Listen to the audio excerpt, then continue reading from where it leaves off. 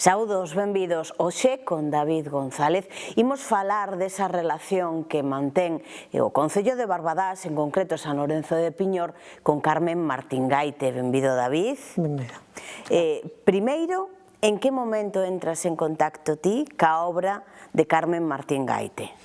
Bueno, a obra de Carmen Martín Gaite para min foi unha descoberta como lector cando era adolescente.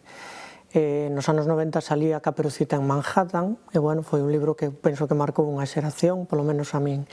E comecei a ler todas as novelas que sacaba, despois descubrín que era ensaísta, etc. Pero, en realidade, o meu interese na súa figura comezou cando morreu, porque no ano 2000, nun artigo de La Región, había salira un recorte indicando os orixes galegos, ourensás, en concreto da súa nai e da familia da súa nai. Entón, claro, cando vin que había referencias a unha zona da que eu estaba tan preto, pois comecei a interesarme moito máis e a investigar sobre esa relación. E dai, pois, xurdiu o meu interese xa personal na súa figura. Interese persoal que logo trascendeu ao profesional, porque xa son moitas as obras que reflicten esa preocupación, ese querer saber un pouco máis, non? Bueno, hai case 20 anos que publiquei o primeiro libro, que se chamaba Los perfiles gallegos de Carmen Martín Gaite. Ese libro presentámolo en Allariz, porque daquela a súa irmá, Ana María, que todavía vivía, lóxicamente, pois acudiu á presentación e, bueno, quixo que fora ali porque en Allariz se encontraba a casa da súa avoa, Sofía Veloso, que é o nome co que Carmen Martín Gaite concursou o Premio Nadal, e gañou no ano 58. Dende entón, pois, bueno, coñecín a súa familia, o seu entorno, a familia Ourensán, que todavía hai gaites en Ourense, e comezou, pois, unha peregrinaxe, nunca mellor dito, porque isto derivou logo nun roteiro do que falaremos, me imagino, e, bueno, pois, xurdiron outras publicacións, eu vin claramente que había tres obras as que xa definitivamente denominei novelas de Piñor, porque Piñor é algo máis que un marco espacial, é un espazo literario, non?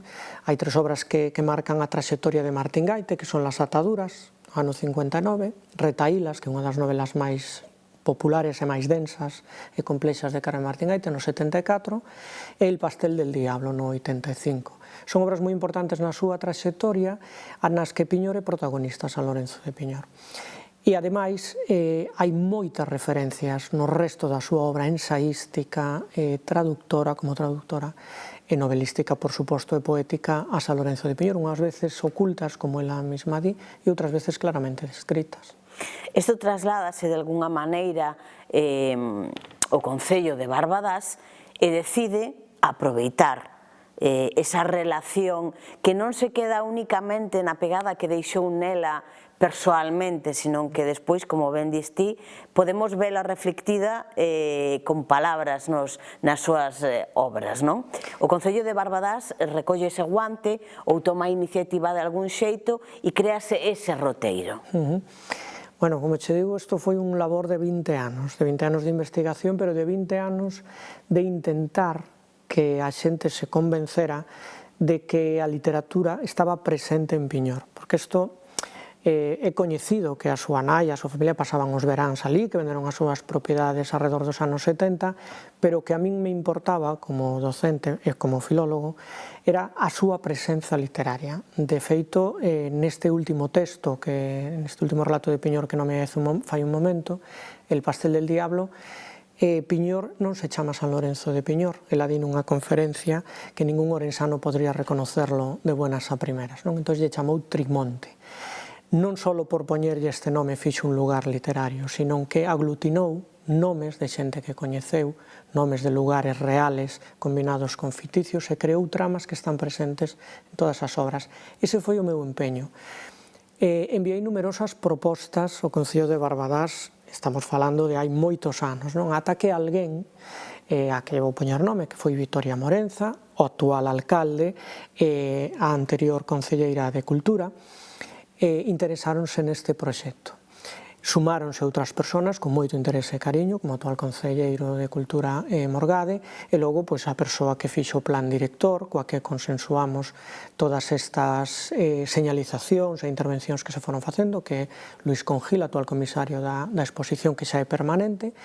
Entón, bueno, a raíz de todas estas actuacións fíxose, digamos, máis popular a presenza de Carmen Martín Gaite en Piñor, insisto, a presenza literaria, porque a presenza humana é sobradamente coñecida. Esa presenza humana da que falas é algo que se mantén vivo na memoria dos veciños? Bueno, eu creo que é moito máis sencillo conocer desde fora unha figura ou o que interesa saber dunha persona, porque as escritoras e os escritores son persoas cos seus defectos e as súas virtudes.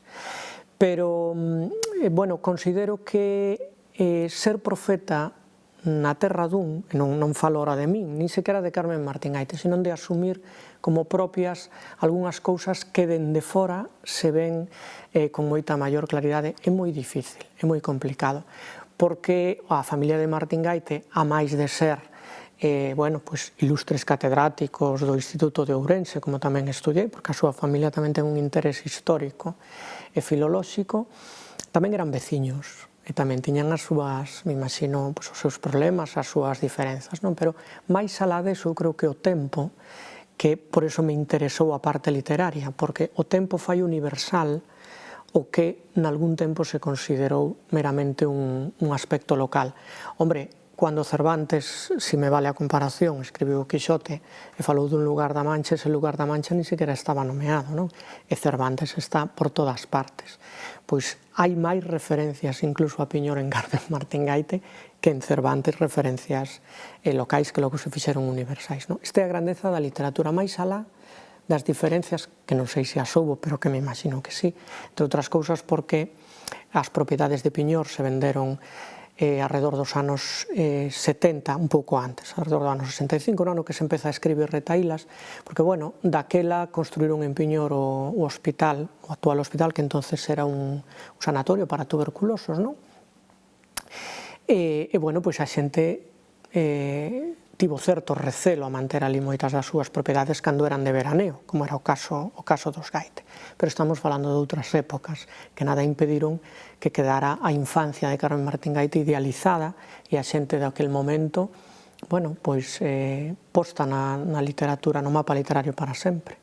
De alguna maneira este paseo e a exposición, que agora xa está inaugurada, vai permitir ou está permitindo xa achegar a figura de Carmen Martín Gaite un pouco máis as novas xeracións tamén, non? Que deixan de vela como un nome que aparece nos libros de texto para entender que, mira, tiña unha relación.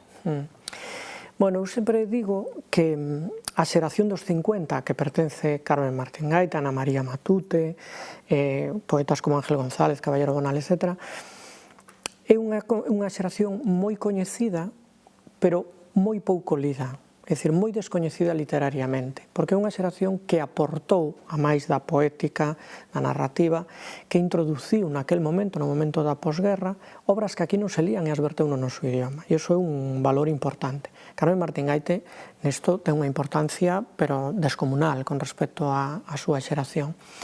Entonces, o feito de establecer un itinerario que permita non só localizar e ler citas que están nas súas obras sobre San Lorenzo de Piñor, sino que permita explicar toda a obra de Carmen Martín Gaite. Eso pódese facer desde Piñor, e non hai moitos autores que permitan facer eso, non?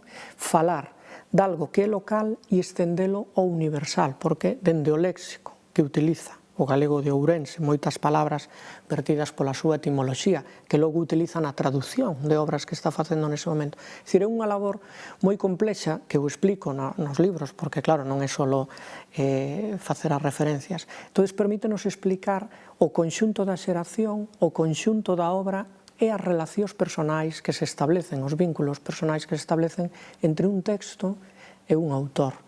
E iso chega ao lector de moi distintas maneiras. O que viviu eso é capaz de lelo dunha maneira, os que non o vivimos vémolo de outra maneira, pero ese achegar os puntos de vista é, digamos, a función máis pragmática que ten a literatura.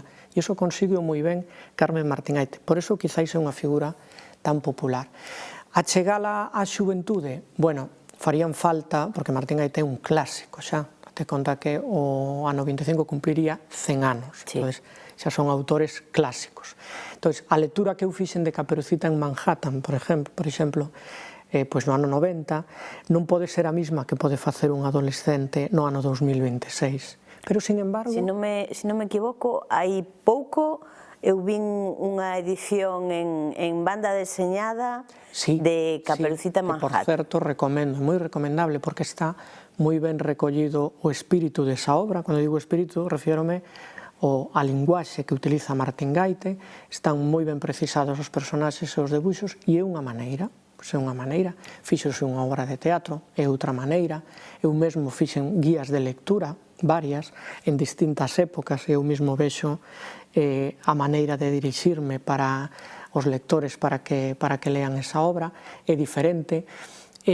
Percorrín o Nova York de Carmen Martín Gaite, e dai é resultado unha das últimas publicacións que é totalmente diferente ás primeiras, claro, porque unha vez que visitas os lugares, efectivamente, ves que as descripcións e as caracterizacións de personaxes de Martín Gaite teñen outra perspectiva.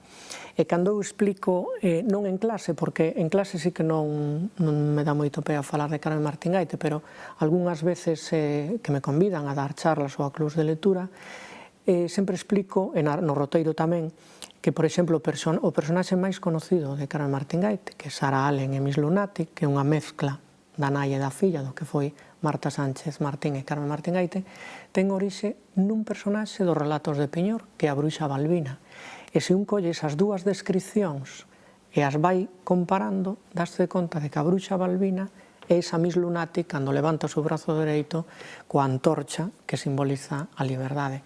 É un mundo moi curioso, o de Carmen Martín Gaite, moi particular, moi singular, que a distanciou con diferencia da xeración dos 50 a partir dos anos xa do decenio dos 70, e que a fixo, eu creo que, parte da súa imaxe, coa súa boina, a súa melena blanca, a súa particular forma de hablar, de falar, de recitar, creo que a fixo moi diferente. Todo isto, bueno, intentamos deixalo claro nese paseo, porque vas vendo como as palabras configuran os sonidos que escoitas, que son moi parecidos no silencio do roteiro da mañá, as miradas, as distintas casas, as súas localizacións, e iso acompañado coas lecturas e as explicacións, pois resulta algo a nivel personal moi gratificante.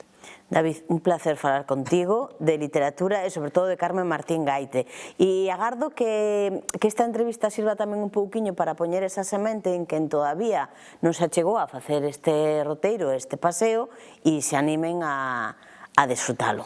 Bueno, levamos 7 edicións, co Concello, co CAFI, con rapaces do colexio, etc. Pechamos un ciclo este xuño co roteiros tal como os entendíamos, porque foronse facendo distintas intervencións, últimamente coa colaboración tamén da Xunta de Galicia, e agora está sinalizado, podese facer de maneira individual. Agardamos facer outro tipo de actividades para que, xa con ese roteiro deseñado, cada un se poida chegar conmigo ou sen min da maneira que desexe. Un placer, moitísimas grazas por achegarte hoxe ata aquí. Gracias a vos. A todos vostedes tamén, como sempre, moitísimas grazas por estar aí un día máis.